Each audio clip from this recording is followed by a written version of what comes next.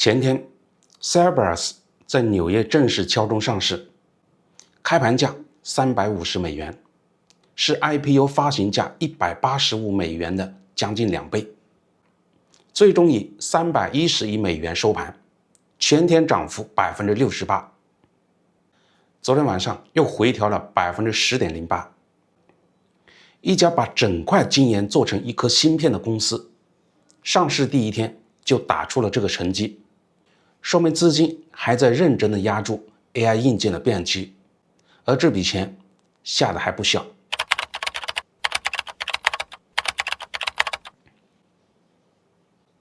如果你手裡有 AI 硬件相關的持倉，或者正在研究這個方向，那今天這期視頻有一件事你必須搞清楚，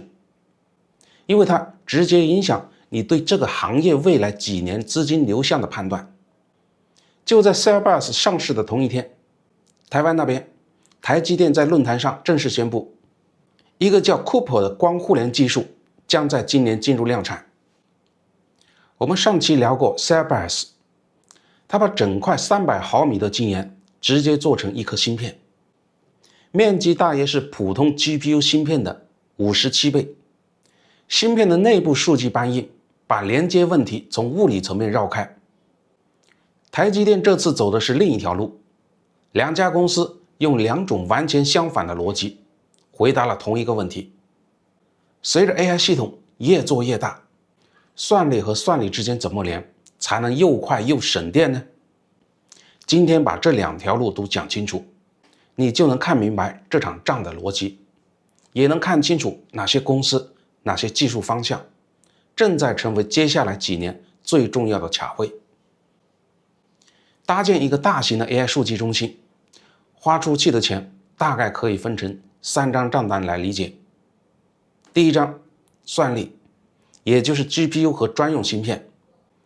英偉達的 Blackwell、AMD 的 Instinct 全在這一層。這是大家最熟悉的一張，也是媒體最喜歡報道的一張。買一顆 H200 要多少錢？買一顆 B200 要多少錢？芯片的稀缺和漲價，這2年已經被講過很多次了。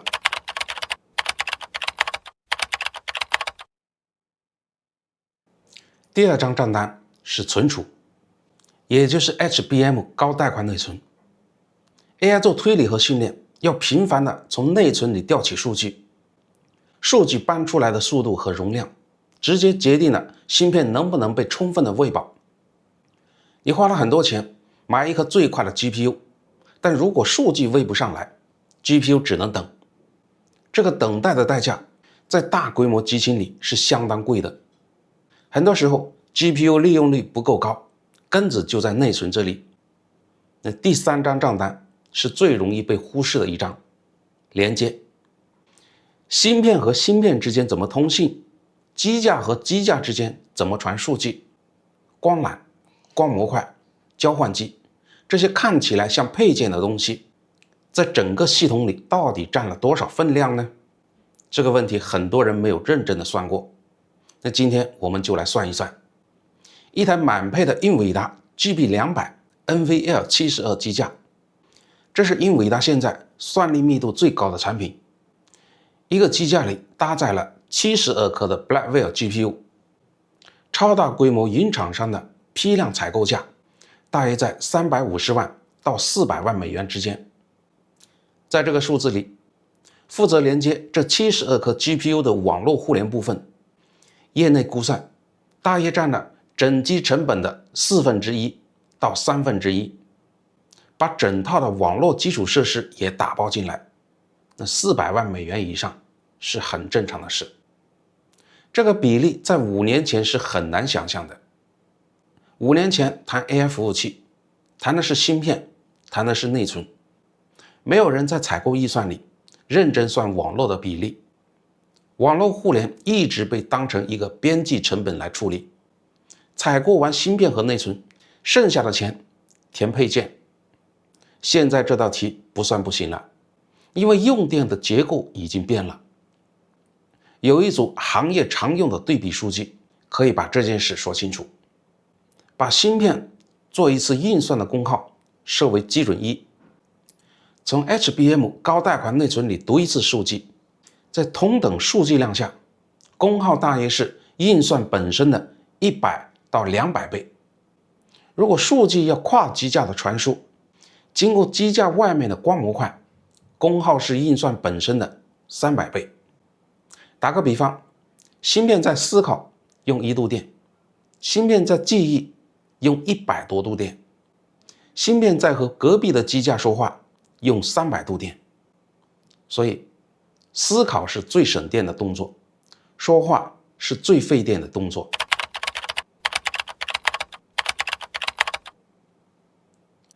聽到這個比例，你可能會說，那讓芯片少說話不就好了嗎？但問題是，現在一個主流的大模型訓練任務，往往需要同時跑在幾千上萬顆的 GPU 上，這些 GPU 分布在幾百個機架裡，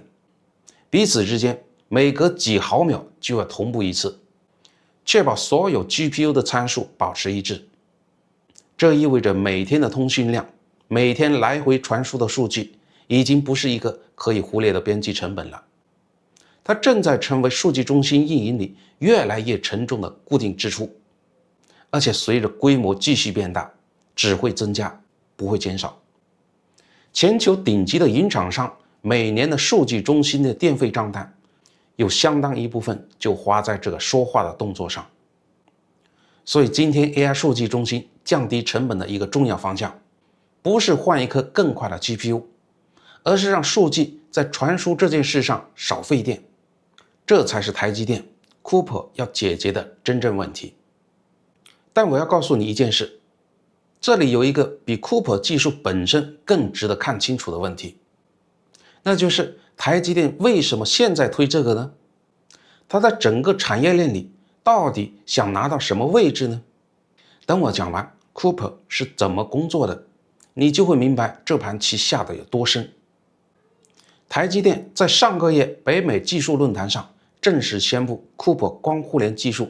將在2026年進入量產。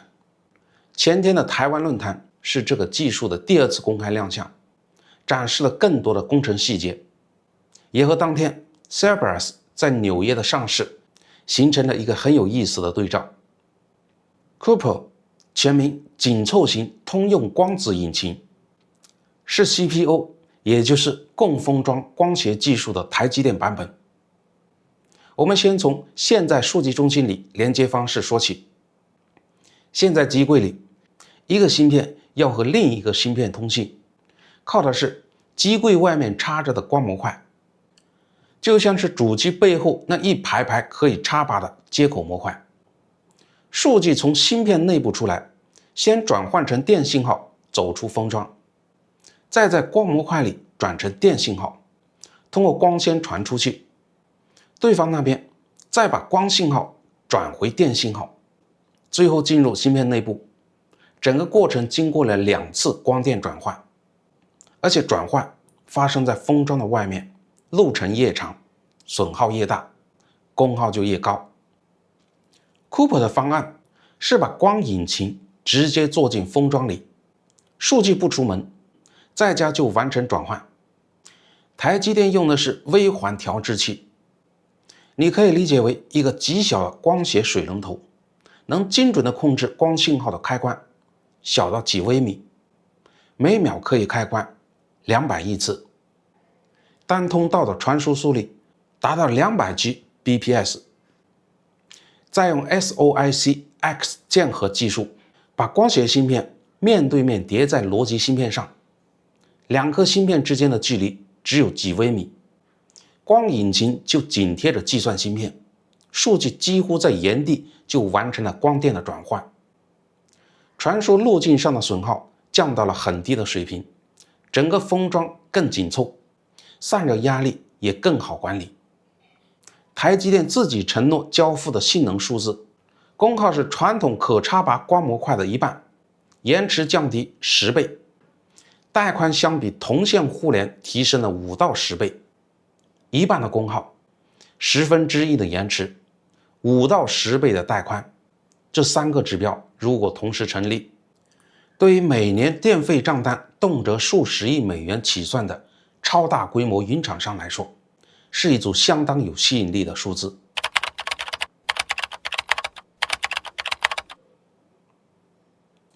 台積電強調，這不是實驗室的理論值，是量產節點上承諾交付的工程數字。那這件事為什麼現在才開始量產呢？中間的路並不短，光學和硅半導體的整合，工程挑戰來自於兩個材料體系的物理特性差異。光學器件對溫度的變化比較敏感，而芯片在運行時會持續的發熱。如何在同一個封裝裡同時讓光學部分穩定工作，讓光信號在各種溫度條件下都能準確找到微米級別的諧振點，是過去很多年一直沒有解決的足夠好的問題。台積電用微環調制器加 SOIC-X 鍵合的組合方案，在商業意義上把這道工程難題打通了。你以為說到這裡就清楚了嗎？還沒有。這件事如果只是台積電的一次技術升級，我們今天不會花這麼長的時間來講。更值得搞清楚的問題是，台積電在這盤棋裡的位置究竟是什麼？我們在台積電 Q1 財報那期講過 CoWoS 封裝的壁壘有多高，今天講的 Cooper 是台積電在那層壁壘下面又往地基裡挖的第三鏟。今年1月，黃仁勳在達沃斯世界經濟論壇上用5層蛋糕框架描述了整個 AI 產業的價值鏈，從底部往上，能源、芯片和算力、基礎設施和雲、AI 模型，最上面是應用層。英偉達把自己定位在第2層和第3層之間，既賣芯片，又靠 NVLink 這套私有互聯協議把軟硬件綁定在一起，建立封閉的生態體系。黃仁勳用這張圖告訴外界，英偉達不只是一家賣芯片的公司，它在 AI 價值鏈上的位置是結構性的。底層控制芯片往上延伸到基礎設施和軟件生態，護城河不是一層，而是多層疊加。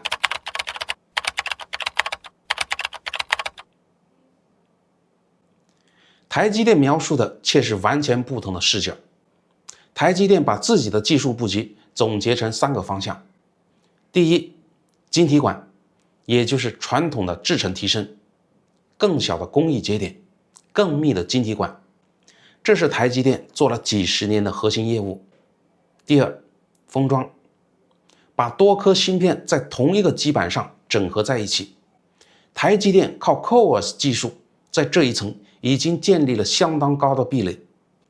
CoWoS 現在能封裝的面積相當於 5.5 個光罩大小。台積電公布的技術路線圖顯示，到2028年計劃擴展到14個光罩面積。屆時，一個封裝裡可以容納10顆計算芯片加20顆 HBM5 內存堆。到2029年進一步擴展，可以容納更多的 HBM5E 內存堆。想象一下，一個封裝裡同時有幾十顆高帶寬內存和多顆的計算芯片，整個系統的通信幾乎都發生在封裝的內部，不需要出去。這個密度是今天的幾倍。第3個方向就是 Cooper， 把光互聯做進封裝裡，把跨封裝的通信也納入到台積電控制的物理範圍。黃仁勳的5層蛋糕是整個產業的俯視圖，台積電的3個方向是最底層物理基礎的剖面圖。2套框架描述的維度不一樣，但有一點是共通的：誰能控制最底下這一層，誰的壁壘就最難被繞過去。台積電往地基裡挖得更深， Cooper 是第3鏟子挖出來的新層次。來看 AI 芯片互聯市場上的3個主要方向的博弈。英偉達的邏輯是用 NVLink 建一套私有協議，性能做到最強，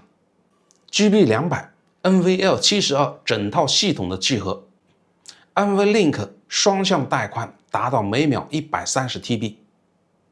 但這套協議只能用於英偉達自己的芯片。買了英偉達就進了封閉的生態，擴容還是英偉達，互聯還是 NVLink， 沒有其他的選項。用了越久，切換成本越高，越難走出去。這套邏輯目前是有效的，因為英偉達在算力性能上的領先，讓大多數的客戶都願意接受這個綁定。整個戰略的核心是讓客戶在它的生態裡越陷越深。博通的邏輯是支持開放的以太網標準，你不需要被一家供應商鎖死，誰家的芯片都能接進來，供應商之間充分競爭，採購方的主動權得以保留。微軟、Google、Meta 這些超大規模雲廠商，有相當一部分互聯預算走的是博通方向。正是因為體量大了以後，不願意把採購的話語權完全讓渡給英偉達，需要隨時可以啟動的替代選項來制衡英偉達的定價權。開放標準的好處是靈活，代價是差異化難以建立，利潤空間容易被競爭壓縮。台積電的邏輯和這兩者都不一樣，台積電不賣互聯協議，也不賣線纜或者交換芯片。台積電的邏輯是，不管你用哪個互聯標準，只要你想用最先進的封裝技術來封裝你的芯片，只要你想用共封装光學來降低數据中心的功耗，你就必須來台積電。因為全球現在有能力做這個技術節點先進封裝的，台積電是唯一一家。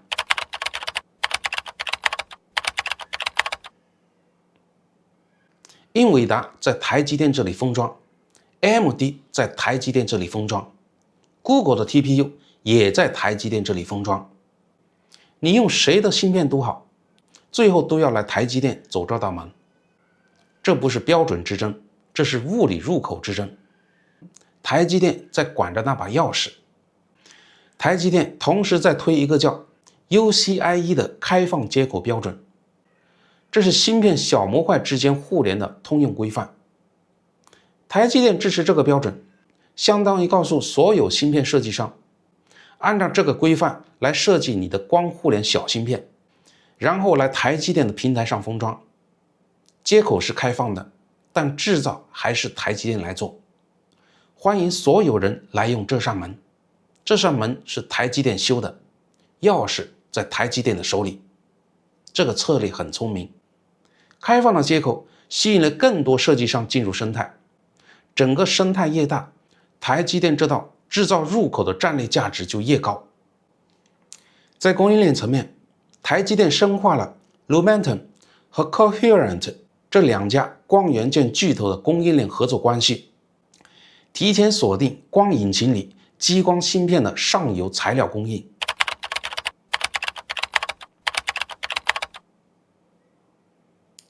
這個動作和當年英偉達收購 Mellanox 網絡公司的邏輯如出一轍，都是在技術大轉折來臨之前，把關鍵的位置先拿到手，不需要等到技術爆發時再去市場上排隊搶貨。再回到前天那兩件同一天發生的事， Cerebras 的答案是讓算力待在一起不出門，一整塊晶圓是一顆芯片，內部說話，不需要跑到機櫃外面去找靈機。台積電的答案是出門沒問題，但出門走我修的路，把光互聯做進封裝，數據再加轉換成光，節省能耗，修路錢留在台積電的手裡。兩條路各有自己的適用場景。Cerebras 的方案天花板在於晶圓的尺寸，物理上有極限，一塊晶圓最大就是那麼大，算力密度到頂之後很難繼續往上疊。台積電的路在理論上是沒有天花板的，封裝面積可以繼續的擴展，光互聯可以繼續的優化，每一代都在往上走。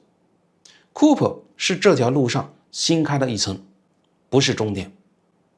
但這裡有幾個變量值得長期盯着看。Cooper 如果在2026年大規模的量產落地，最直接受益的首先不是台積電本身，而是那些最需要降低数据中心運營成本的超大規模影廠商，功耗降低一半，對他們來說是實實在在的電費節省。如果你持有台積電、英偉達或者這些影廠商的倉位，這裡有一個值得關注的邏輯：誰先拿到了 Cooper 量產的供貨，誰就先把每瓦算力的運營效率拉開距離。